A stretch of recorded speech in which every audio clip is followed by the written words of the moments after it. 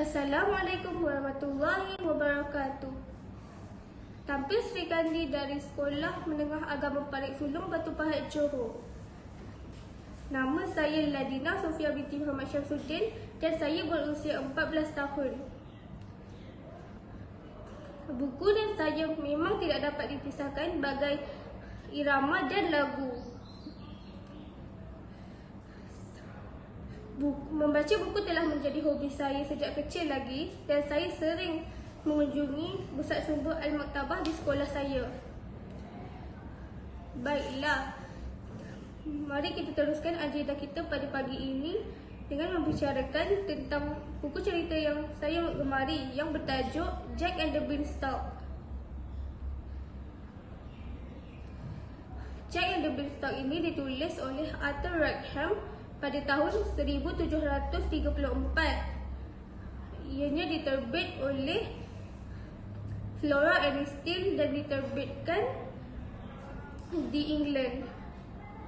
Buku ini bertemakan cerita dongeng dan mempunyai 16 muka surat. Buku Jack and the Beanstalk ini menceritakan tentang Jack yang disuruh ibunya untuk menjual lembunya, tetapi Jack telah menjual lembunya untuk 5 biji kacang ajaib. Ibunya menjadi marah dan membuang kacang ajaib itu keluar tingkap. Jack yang bersedih pun tidur.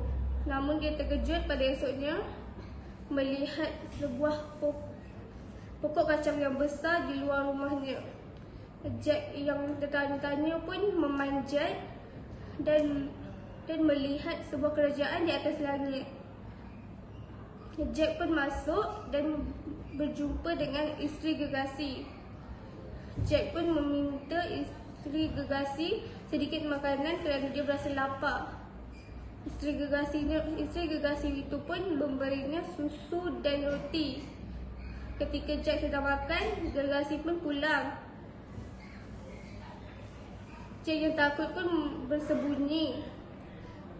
Kemudian gegasi menghidu bau darah dan dia bertanya kepada isteri gegasi, tetapi isteri gegasi berkata kalau tiada manusia di sini. Kemudian gegasi pun pergi ke biliknya dan mengeluarkan seguni emas. Jack yang melihat seguni emas itu pun mengambilnya dan membawanya pulang ke rumah.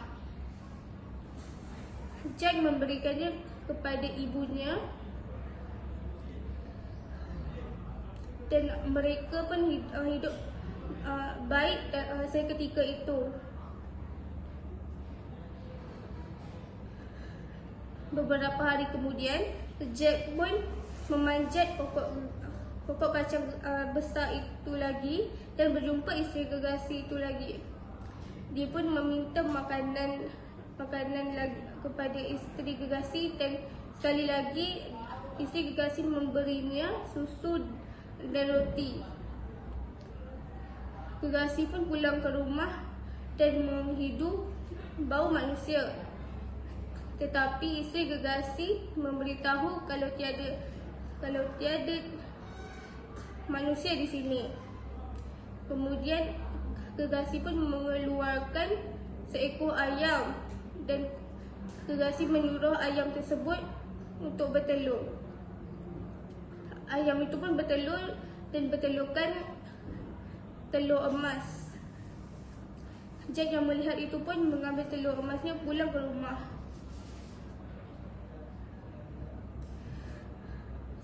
Kemudian sekali lagi Jack memanjat pokok kacang tersebut dan berjumpa isteri gegasi lagi untuk meminta makanan, dan isteri gegasi sekali lagi memberinya susu dan roti.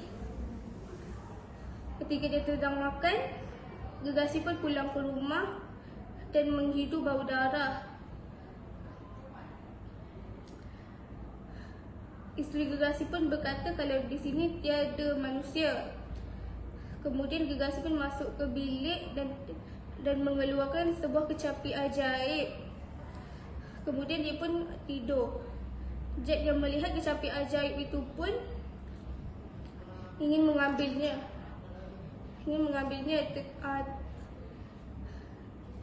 Kemudian kecapi itu pun menangis berteriak, "Tolong tuan, ada manusia mengambil saya." Gergasi pun bangun dan melihat Jack yang sedang memegang kecapi tersebut. Gergasi pun menjadi marah dan mengejar Jack. Namun Jack terlalu laju buatnya. Jack pun turun ke bawah dan mengambil kapak untuk memotong pokok tersebut.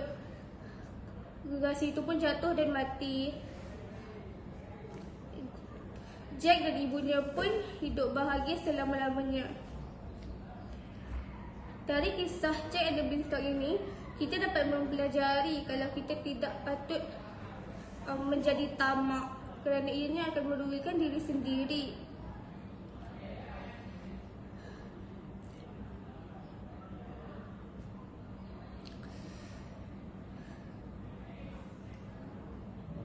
Baiklah, harapan saya kepada semua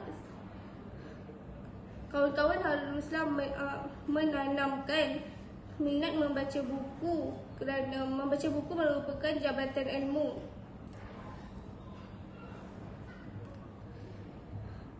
Sekian, wabillahi taufiq wa hidayah. Assalamualaikum warahmatullahi wabarakatuh.